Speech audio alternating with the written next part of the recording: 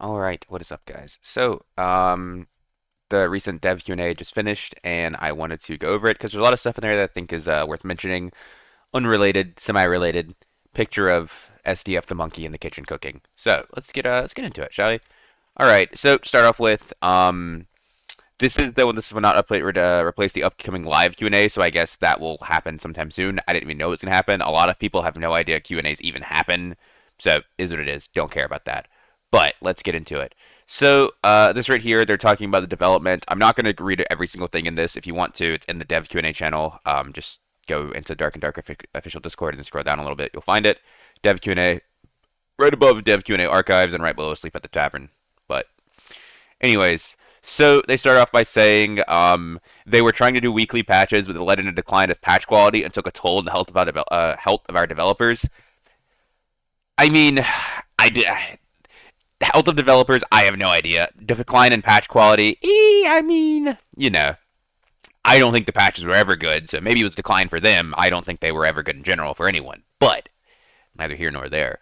They're saying they're starting to do them like every 2 weeks, and like the ones that were 3 weeks, that was just because they didn't have the content they wanted, so they wanted to wait a little bit longer to put it out.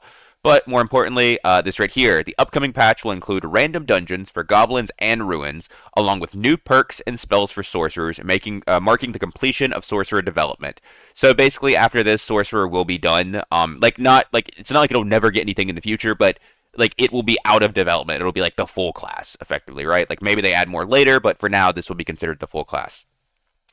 Then, more importantly, right after this, additionally, we have been constantly considering the fact that players with a gear score of 0 to 24 make up more than 50% of our player base. We've been working to make the game more suitable for casual players by testing various gear score pools and exploring ways to make dungeon escapes easier, allowing players to achieve at least minimal success. However, this also resulted in a loss of game tension and made the experience feel dull. As a result, we have decided to completely separate the two modes, with High Roller mode returning to its original vision. These changes will be included in patch number 80, and additional time was needed for adjustments. So, what does this mean for you, right? Well, if you're a casual player and you don't play High Roller, you're this 50% that plays 0 to 24, nothing. This doesn't have anything to do with you. Well, at first it doesn't.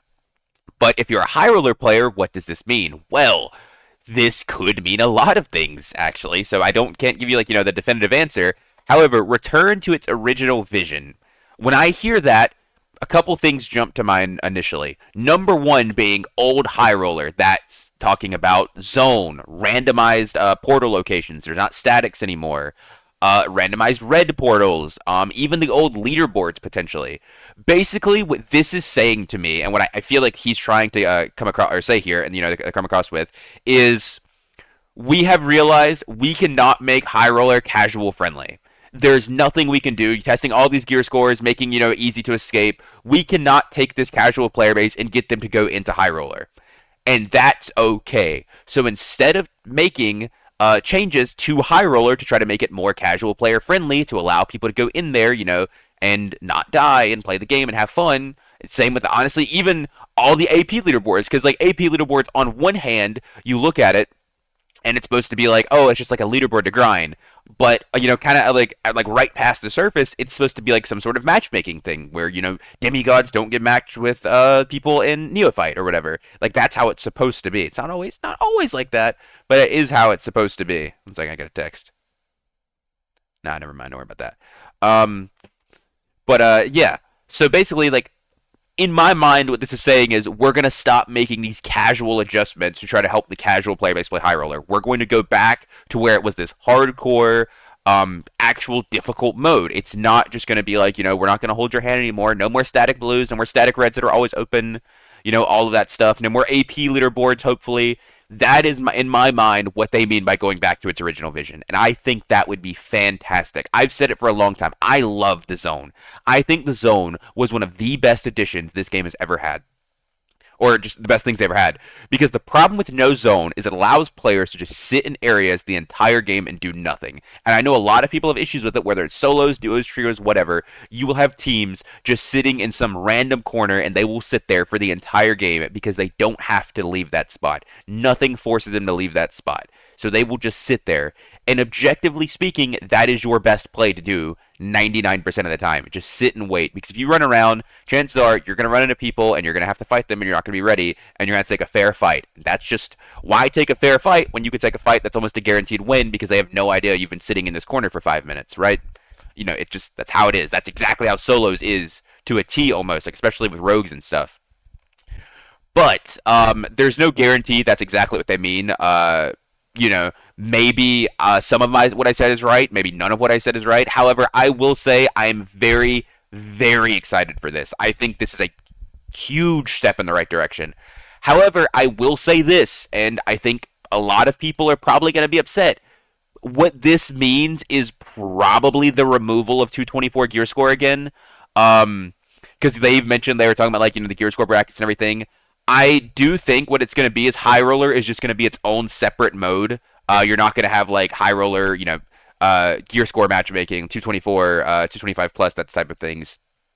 I fully expect at this point for High Roller to be entirely different. How it used to be. Between if you had normals and you had High Roller, they had completely different map pools. Just the way the game played is different. Maybe normals has static portals, still the blues and stuff. No zone. High Roller has the zone. They don't have statics. They have randomized portals. All of that stuff.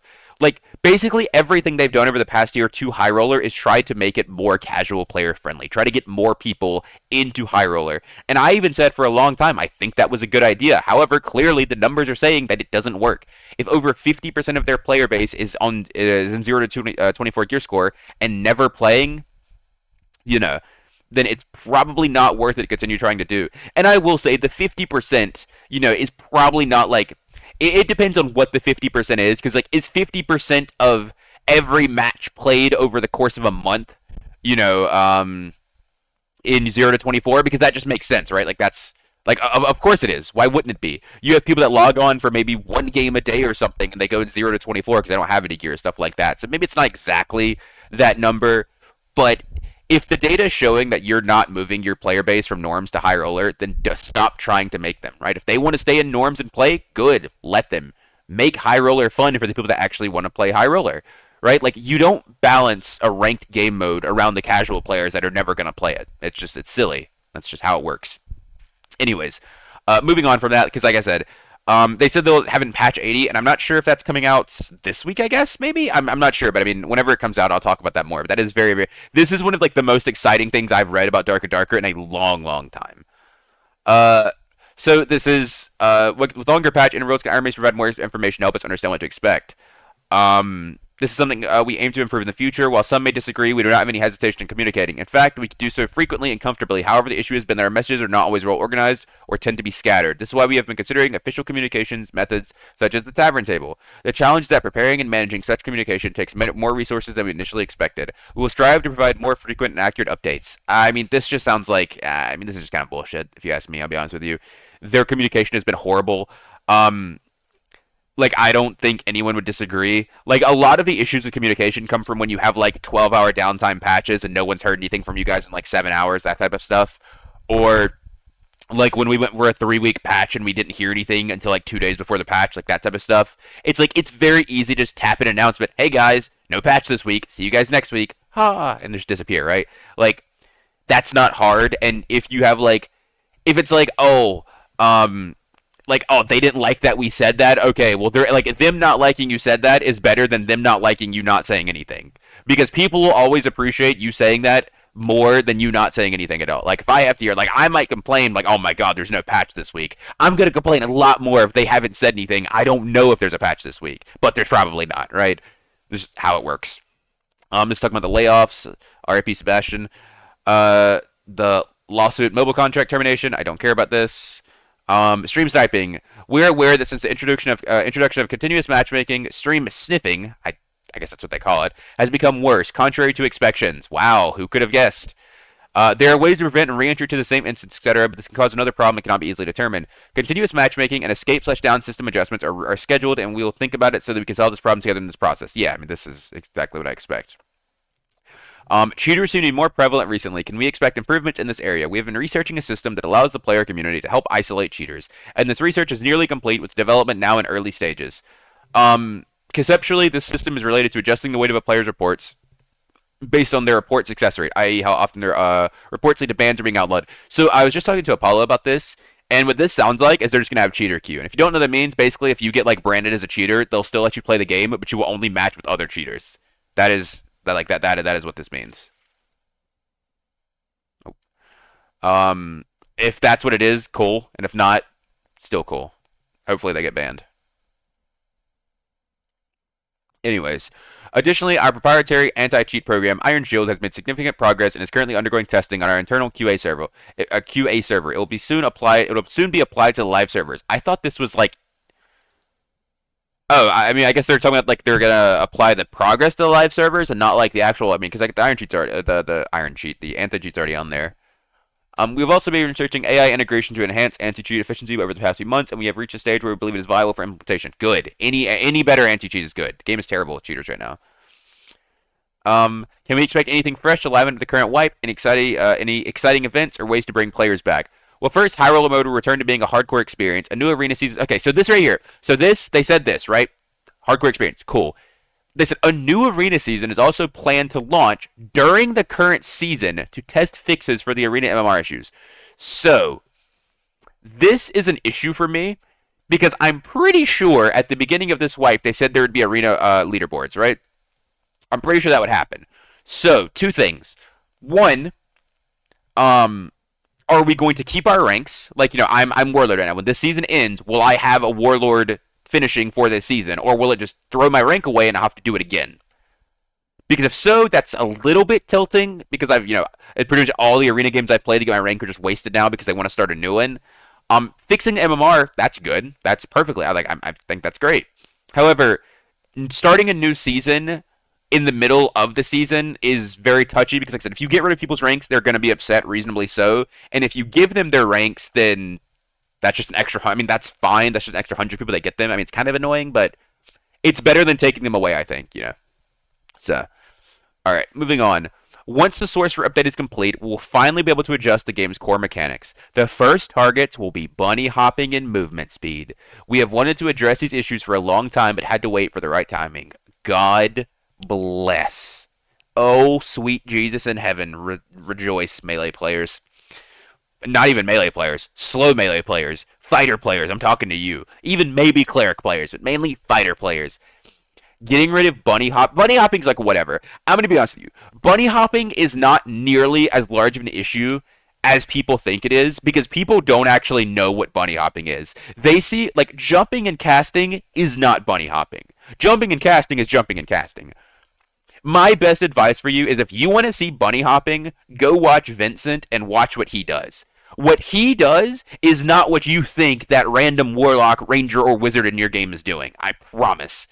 If you see bunny hopping, you will you can't fight it. You can't. You cannot do it.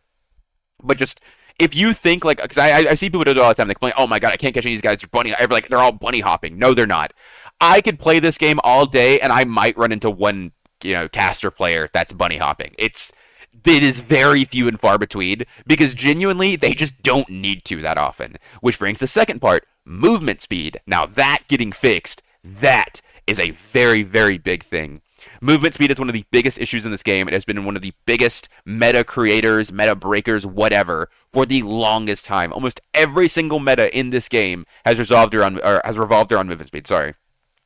There have been literally less than a handful that haven't been entirely movement speed based, and even then it's still supplemented my movement speed, right? It's still supported by it. The double cleric bard meta, that was one of the only ones that wasn't super movement speed heavy, and even then you still had a bard. So probably you weren't movement speed capped, but you were still very, very fast. All right.